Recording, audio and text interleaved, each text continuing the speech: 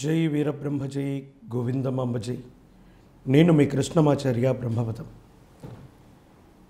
2024 సంవత్సరం మార్చి మాసం మేషరాశి వారి యొక్క రాశిఫలం. శివాయ బ్రహ్మణే నమః. వీరబ్రహ్మేంద్ర స్వామినే నమో నమః. గోచార పరిస్థితులు, ప్రాచీనమైనటువంటి సంఖ్యాశాస్త్రం మరియు గవ ప్రశ్నని సంయుక్తం చేసుకుంటే మేషరాశి వారికి మిశ్రమమైనటువంటి ఫలితాలు ఉన్నప్పటికీ కూడా అందులో ఎక్కువగానే మంచి ఫలితాలే కనపడుతూ ఉన్నాయి.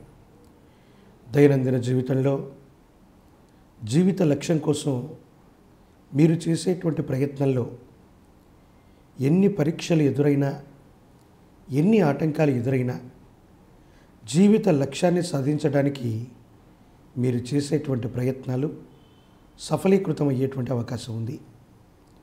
వ్యక్తిగతమైనటువంటి జీవితంలో ఆర్థికపరమైనటువంటి అంశాల్లో ఎప్పటి నుండో దాచుకున్నటువంటి ధనం మీ భవిష్యత్తు అవసరాల కోసం మీరు చేసేటువంటి ప్రయత్నంలో భాగంగా ఆర్థికపరమైనటువంటి అంశాల్లో ధనం అన్యాయంగా ఖర్చు అయిపోవటం, మీరు ఊహించినటువంటి దానికంటే కూడా ఖర్చులు అధికమవటం సంఘర్షణకు కారణమైనప్పటికీ కూడా తప్పని పరిస్థితుల్లో మీ అంచనాను మించి ధనాన్ని ఖర్చు పెట్టాల్సినటువంటి అవసరం తప్పకుండా ఏర్పడుతుంది.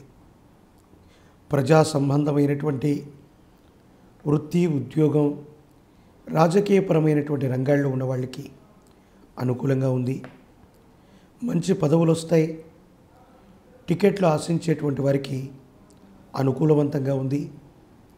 ఖచ్చితంగా ఎన్నికలు, ప్రజా సంబంధమైనటువంటి విషయాలకు సంబంధించి మీరు కనుక ప్రయత్నం చేస్తే పదవీ ప్రాప్తి యోగాన్ని కలిగి ఉంటారు. దైనందిన జీవితంలో ఎంతో కాలంగా మీకు సంబంధించినటువంటి జీవిత లక్ష్యంగా మీరు అనుకుంటున్న ముఖ్యమైనటువంటి విషయంలో అనుకూలవంతమైనటువంటి ఫలితాలు అయితే తప్పకుండా వస్తాయి. అయితే వ్యక్తిగతమైన జీవితంలో విరామం లేకుండా, విశ్రాంతి లేకుండా అనునిత్యం మీకోసం అనే కంటే కూడా మీ వ్యక్తిగతమైనటువంటి జీవితాన్ని త్యాగం చేసి కుటుంబం కోసం, సన్నిహితుల కోసం మీరు పడేటువంటి శ్రమ కారణంగా ఎంతో కాలంగా శరీరంలో నిద్రాణమై ఉన్నటువంటి ఒక చిన్న ఆరోగ్యపరమైనటువంటి అంశం మీకు ఇబ్బందిగా మారవచ్చు. దీని కారణంగా కొంతకాలం విశ్రాంతి తీసుకోవటమో, విరామం తీసుకోవాల్సినటువంటి పరిస్థితులు కూడా ఏర్పడతాయి. దేశ కాలమాన పరిస్థితులు, వాతావరణమైనటువంటి అంశాలు, మీ శరీరంలో జరిగినటువంటి కొన్ని మార్పులు, ఆరోగ్యపరమైనటువంటి అంశాల్లో ఒక చిన్న ఇబ్బందికి కారణమై కొంతకాలం విరామం, విశ్రాంతి తీసుకోవాల్సిన పరిస్థితులు ఖచ్చితంగా ఏర్పడతాయి. భార్యాభర్తల మధ్య అనుకూలవంతమైనటువంటి, అన్యోన్యమైనటువంటి ప్రేమానుబంధాలు కొనసాగుతూ ఉంటాయి.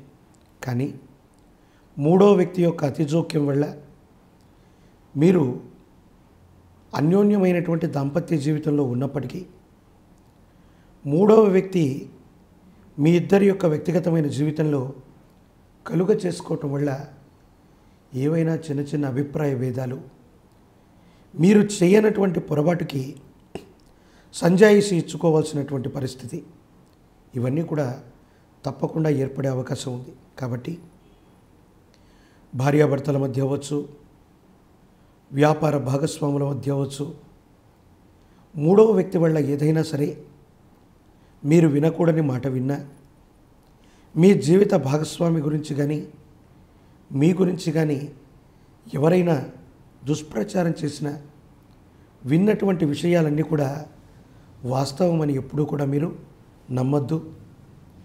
మీరిరువురు కూడా ఒకరికొకరు అభిముఖంగా కూర్చొని ఈ విషయాల్ని చర్చించుకోవటం వల్ల ఏది వాస్తవం, ఏది అవాస్తవం, కొంతమంది వ్యక్తులు ఉద్దేశపూర్వకంగా ఎందుకు ఈ విషయాలను చెప్తున్నారన్న విషయం మీకు తెలిసిపోతుంది.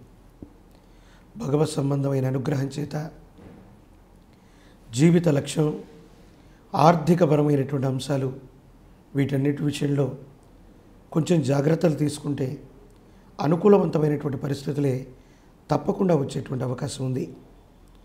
మీ గర్భవాసాన జనించిన సంతతి, వాళ్లకు సంబంధించినటువంటి విద్య, ఉద్యోగ సంబంధమైనటువంటి విషయాలు, వీటి గురించి ఎక్కువగా మీరు ఆలోచన చేస్తారు. వాళ్ళకు సంబంధించిన భవిష్యత్తు ఎలా ఉండబోతుంది, ఏం చేస్తే జీవితంలో త్వరితగతిన వీరు స్థిరపడతారు, లేదా వారికి సంబంధించినటువంటి శుభకార్యం, వివాహం, జీవితానికి సంబంధించిన స్థిరత్వం, వీటన్నిటి గురించి కూడా ఎక్కువగా మీరు ఆలోచన చేసే అవకాశం ఉంటుంది. ఎంతో కాలం క్రితం కొంతమంది వ్యక్తుల దగ్గర మీరు అప్పుగా తీసుకున్నటువంటిది లేక సహాయం పొందినటువంటిది, ఈ విషయానికి సంబంధించి మీరు మరిచిపోయారనుకుంటున్న ఒక అప్పు లేదా రుణం, ఈ రుణదాతల నుండి మళ్ళీ ఒత్తిడి మొదలవుతుంది. కొన్ని సందర్భాల్లో కొంతమంది వ్యక్తులు మీరు అడగగానే సహాయం చేసి ఉంటారు. మీరనుకుంటారు వాళ్ళకి మేము ఎంతో సహాయం చేసాం, అందుకే మనం ఇబ్బందుల్లో ఉన్నప్పుడు వీళ్ళు ప్రతి సహాయం చేశారని మీరు అనుకుంటారు. కానీ కొన్ని సందర్భాల్లో ఏం జరుగుతుందంటే, వాళ్ళు సహాయం చేసినట్టుగా భావన చేయక మీకేదో అప్పు ఇచ్చామని, వారిచ్చినటువంటి అప్పుని మీరు మర్చిపోయారని, ఉన్న ఫలంగా ఆ రుణాన్ని కట్టమని మిమ్మల్ని వేధించే అవకాశం ఉంది. పాత రుణాలు తీర్చగలుగుతారు.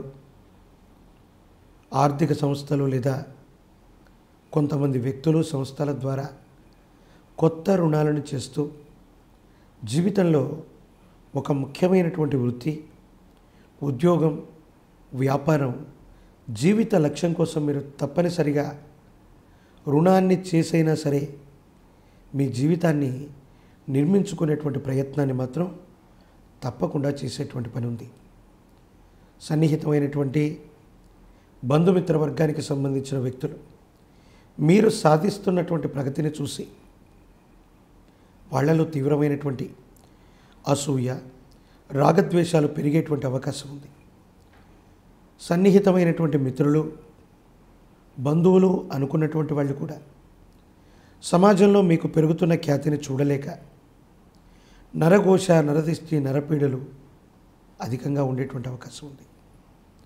కొంతమంది శత్రువులు నిఘా నేత్రంలాగా మిమ్మల్ని అనుక్షణం కూడా గుర్తిస్తూ, గమనిస్తూ ఏవైనా పొరపాటు జరిగితే ఇబ్బంది పెడదామన్నటువంటి ఉద్దేశం చేత ప్రయత్నాన్ని కొనసాగించిన భగవంతుడి యొక్క అనుకూలత ఒకటి, మీ యొక్క మంచితనం, ఎక్కడా పొరపాటు చేయనటువంటి తత్వం కలిగినటువంటి మీరు వాళ్లకు చక్కగా బుద్ధి చెప్పగలుగుతారు.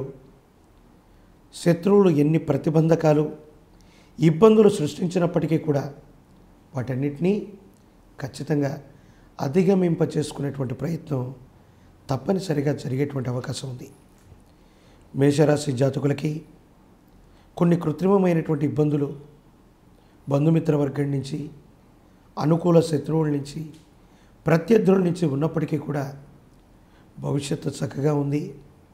మొండితనం, పట్టుదలతో కూడిన జీవన విధానంతో మీరు అనుకున్నది మాత్రం తప్పకుండా సాధించి తీరేటువంటి అవకాశం కనపడుతున్నట్టుగా మనం భావన చేయొచ్చు.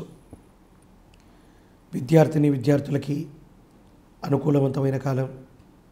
పోటీ పరీక్షలో ఖచ్చితంగా వృత్తి, ఉద్యోగాన్ని సాధించగలుగుతారు.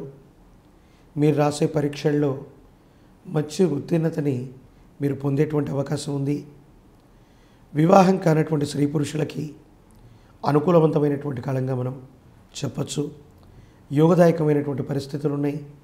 భవిష్యత్ అంతా కూడా సానుకూలవంతమయ్యేటువంటి అవకాశం ఉంది. మేషరాశి జాతకులు ఈ మాసంలో మరిన్ని అనుకూలవంతమైనటువంటి ఫలితాలు పొందడానికను పరమ ప్రశస్తవంతమైనటువంటి శివరాత్రి పర్వదినం నాడు ఏదైనా ప్రాచీనమైనటువంటి ఆలయ ప్రాంగణానికి వెళ్ళి గోక్షీరంతో కానీ, కనీసం శుద్ధ జలం, మంచినీటితో కానీ పరమేశ్వరుని ఏకవార రుద్రాభిషేకం చేయించడం వల్ల యోగదాయకమైనటువంటి ఫలితాలు వస్తాయి. ఇబ్బందులు, సమస్యలు, ప్రతిబంధకాలు తొలగిపోయేటువంటి అవకాశం ఉంది.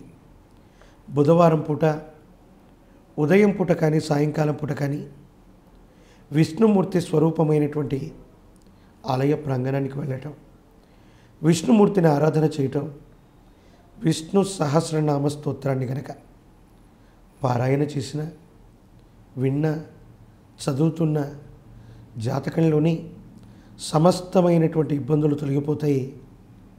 ఈ పరిహారాలు పాటించటం వల్ల మీ జీవన గమనంలో ఒక ముఖ్యమైనటువంటి లక్ష్యాన్ని ఖచ్చితంగా మీరు సాధించగలుగుతారు. అనుకూలవంతమైనటువంటి ఫలితాన్ని తప్పకుండా పొందేటువంటి అవకాశం మాత్రం మీ యొక్క వ్యక్తిగతమైనటువంటి జాతకంలో కనపడుతుంది. ఇప్పుడు ఆపరేషన్ లేకుండానే మోకాళ్లకు ప్లాస్మా ట్రీట్మెంట్. మీ ఆర్థోపెడిక్ సమస్యలన్నిటికీ రోబోటిక్ టెక్నాలజీ ద్వారా తక్కువ ఖర్చుతో శాశ్వత పరిష్కారం. Free consultation. ప్రతి ట్రీట్మెంట్ పై 20% డిస్కౌంట్. ఈ ఆఫర్ కొద్ది రోజులు మాత్రమే. త్వరపడండి. V9 hospitals 9281465842.